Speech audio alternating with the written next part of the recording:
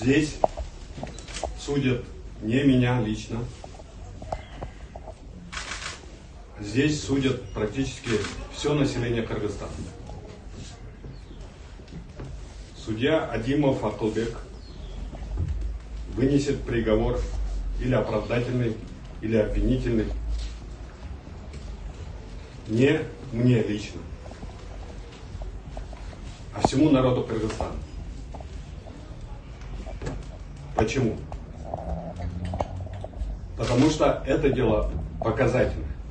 На протяжении 9 месяцев, а то и более года, власти в лице Ташиева Камчевека, Садыры Джапарова оказывают всевозможные давления, клевету, унижение, оскорбление, используя вас подручных.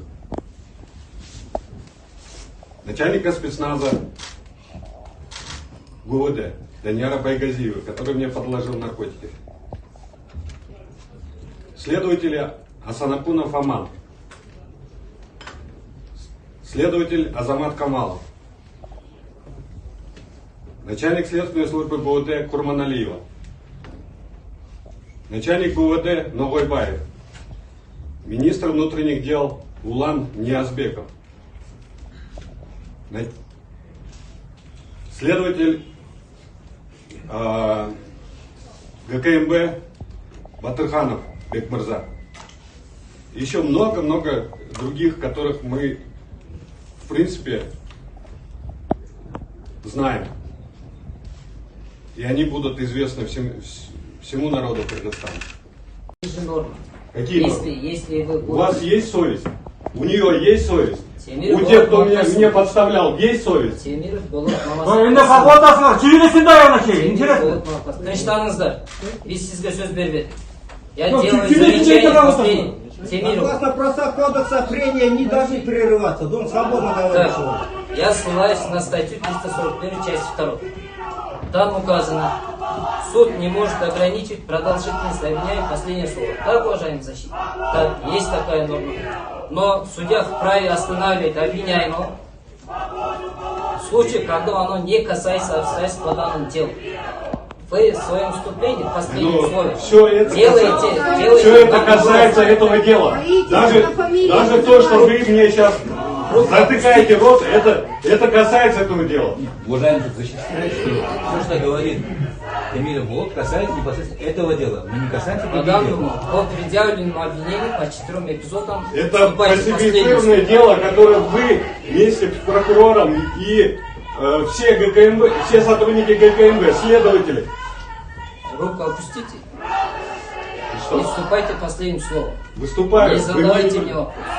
Я вам ответил. Продолжайте. Я вам ответил? Продолжайте. Что? По предъявленному вам обвинению. Последнее слово продолжаем.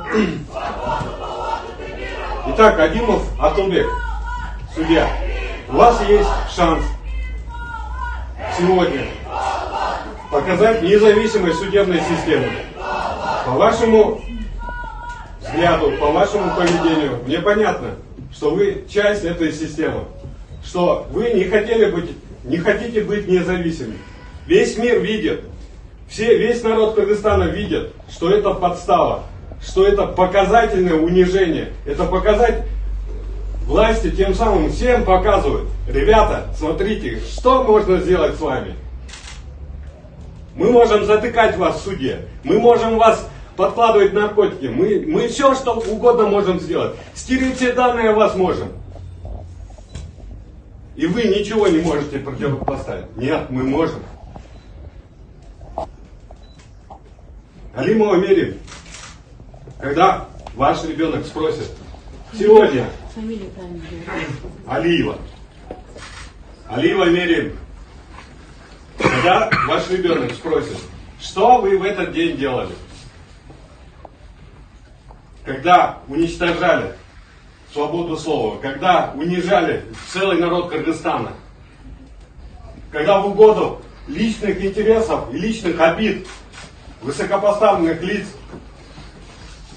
просто растапливали все права каждого человека. Я не знаю, что вы ответите. А вот те люди, которые здесь в зале, те, которые стоят на улице, они с гордостью скажут о том, что мы стояли на защите своих прав, на защите своего народа. Все, что зависит от нас. Мы раскрыли всю уродливую, мразотную, подноготную этой власти. Вместе с сотрудниками ГУВД, вместе с ГКМБ, вместе мы знаем каждого, кто звонил тем, кто выходил на пикет в защиту меня и Болота Назарова, звонил, угрожал. Это сотрудники 10-го, 7-го отделов районов МВД по Бишкеку. Рано или поздно мы выясним, какая мразь подставляла нашу сотрудницу и выкладывала интимные видео с ними. И делала всю эту мразотную вещь, а вы продолжаете его. Вы продолжаете, это никаким морали, совести не подходит. Но вы продолжаете упорно исполнять приказы, преступные приказы этих двух обнаглевших, зазнавшихся людей, оторвавшихся от земли. Сегодня есть шанс у судебной в целом системы сказать нет этому всему произволу. Вы обладаете такими же правами, как и эти двое, возомнившие себя богами в этом мире, в этой стране.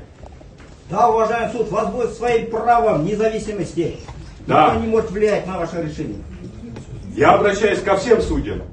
Я обращаюсь к председателю Верховного суда. У вас есть шанс сказать нет.